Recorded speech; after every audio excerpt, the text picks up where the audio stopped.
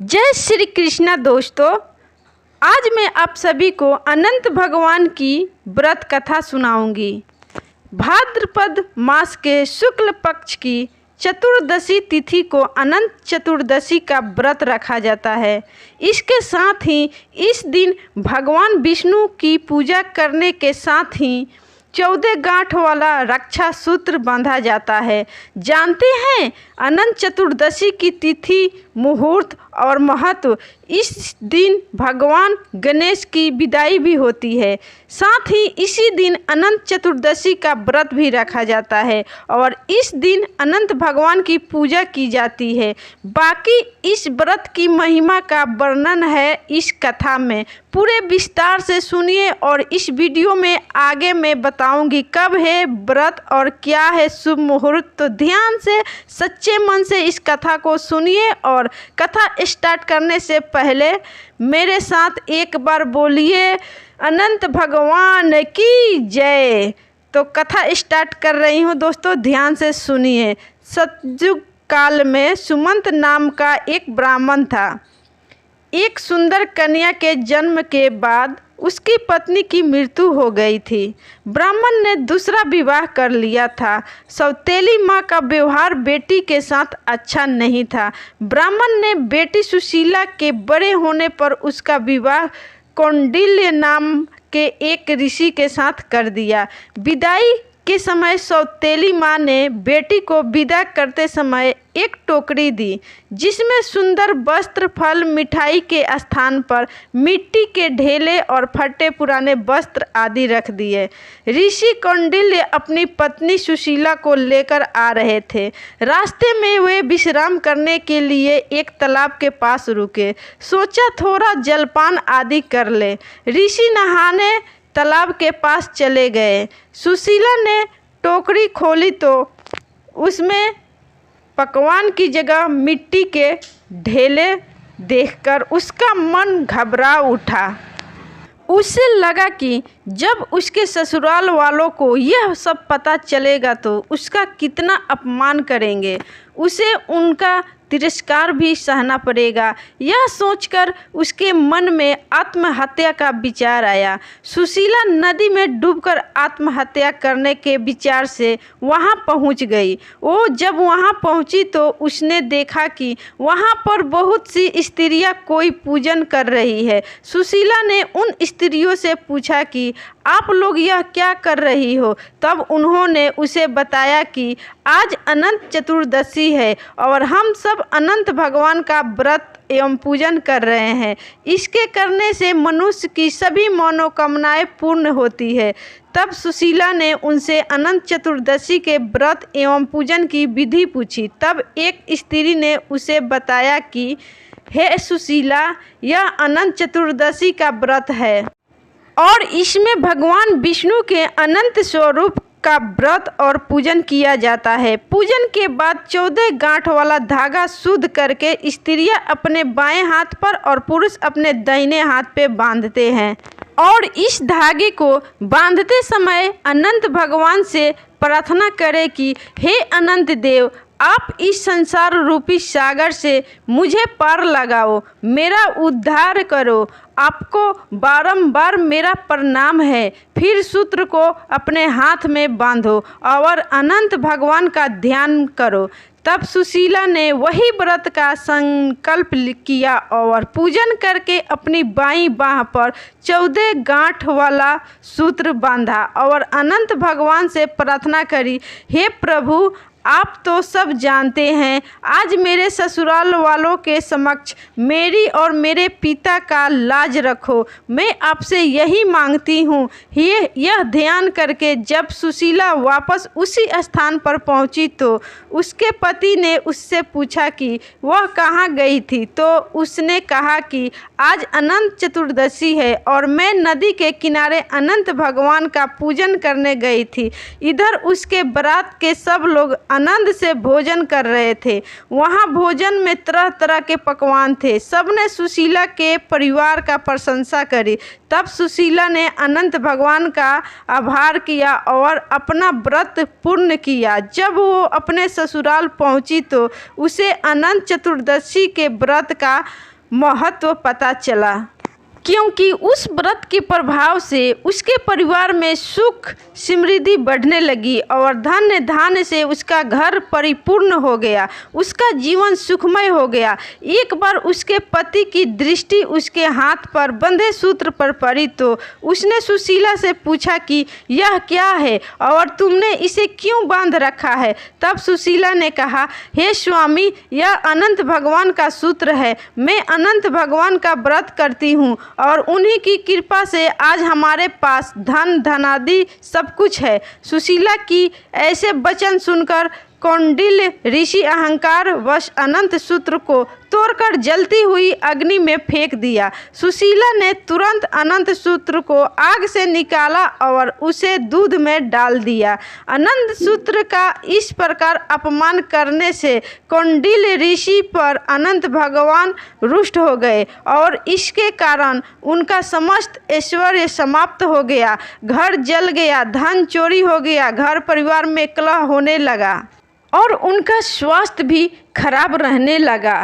तब उन्होंने अपनी पत्नी सुशीला से कहा, अचानक यह क्या हो गया? हमारा सारा धन वैभव नष्ट हो गया। तब सुशीला ने उन्हें कहा कि यह सब अनंत भगवान और उनके उस सूत्र के अपमान के कारण हुआ है। तब कौंडिल्य ऋषि को अपनी गलती पर पश्चाताप हुआ और उसका प्रायश्चित करने के लिए वो तप करने और अनंत भगवान के दर्शन की इच्छा से वन में चले गए। वन में पहुंचकर कौंडिल्य ऋषि इधर उधर घूमकर सबसे अनंत भगवान के विषय में पूछने लगे। वन में उन्होंने एक फल से लदा आम का पेड़ देखा और उस आम को जब खाने गए तो क्या दिखते हैं कि उसमें कीड़े पड़े हुए थे। वे उस आम को वहीं छोड़ दिए और उनसे उन्होंने पूछा कि तुमने अनंत भगवान को देखा है क्या? तब उस वृक्ष ने मना कर दिया और कहा, नहीं, मैंने नहीं देखा। यह सुनकर जब कौंडिल्य ऋषि आगे बढ़ने लगे तो वृक्ष ने कहा कि अगर तुम्हें अनंत भगवान मिलेंगे तो उनसे पूछना कि मेरे अंदर कीड़े क्यों है।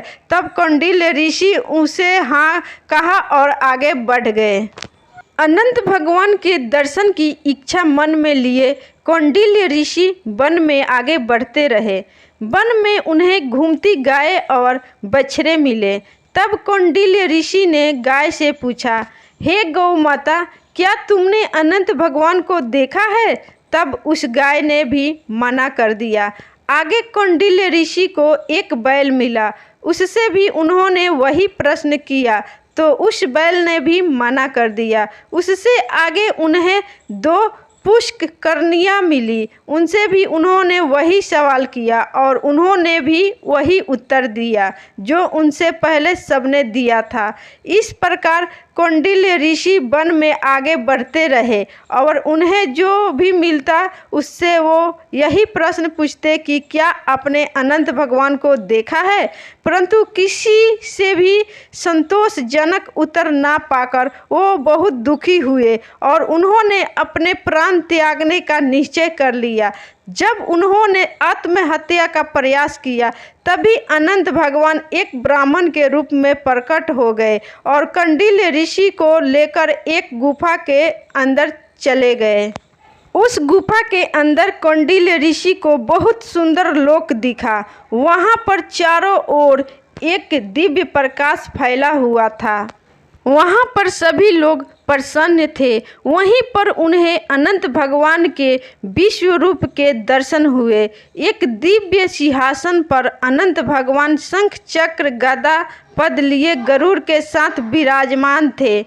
भगवान के विराट रूप को देखकर कौंडिल्य ऋषि ने उनकी स्तुति करी और अपनी गलतियां के लिए उनसे क्षमा मांगी। कौंडिल्य ऋषि के भक्ति युक्त वचन सुनकर अनंत भगवान ने उनसे कहा, हे कौंडिल्य, तुम किस इच्छा से मुझे खोज रहे थे? तुम भय मुक्त होकर मुझसे अपने मन की बात कहो। तब कौंडिल्य ऋषि ने कहा, हे प्रभु, मैंने अज्ञान और अहंकार के कारण आपका अपमान किया और आपके अनंत सूत्र को अग्नि में फेंक दिया, जिसके कारण मेरी सारी संपत्ति नष्ट हो गई, मेरे परिवार में अशांति हो गई, मेरी मान प्रतिष्ठा धूमिल हो गई। मैं अपनी गलती की क्षमा प्रार्थना लेकर आपके दर्शन करने के लिए यहाँ आया हूँ। आपके दिव्य स्वरूप के दर्शन पाकर मेरा जीवन धन्य हो गया। हे प्रभु, मैं आपसे अपने अपराध के लिए क्षमा मांगता हूँ और मेरे जीवन में सब कुछ पहले जैसे कैसे होगा इसका उपाय कृपया करके आप बताइए। तब अनंत भगवान को उस पर दया आ गई और उन्होंने कहा, हे कंडिल, तुम अपने घर जाकर 14 वर्षों तक अनंत चतुर्दशी का व्रत एवं पूजन पूरी श्रद्धा और भक्ति के साथ करो। अपने दाएं हाथ में 14 गांठ युक्त अनंत सूत्र बांधना। ऐसा करने से तुम्हारे सभी कष्टों का नाश हो जाएगा, तुम्हारी सभी मनोकामनाएं पूर्ण होगी, जीवन के सभी सुख भोगकर तुम अंत समय में सद्गति को प्राप्त करोगे। भगवान के ऐसे वचन सुनकर कौंडिल्य ऋषि को संतोष हुआ। तब उन्होंने अनंत भगवान से मार्ग में मिले वृक्ष द्वारा पूछे गए प्रश्न के विषय में पूछा। तब अनंत भगवान ने उसे बताया कि वो वृक्ष पूर्व जन्म में एक विद्वान ब्राह्मण था, परंतु उसने विद्यार्थियों को शिक्षा न देकर जो पाप अर्जित किया था उसी का परिणाम है कि उस फलदार वृक्ष पर फल तो आते हैं पर कीड़ों के कारण कोई उनका उपभोग नहीं करता।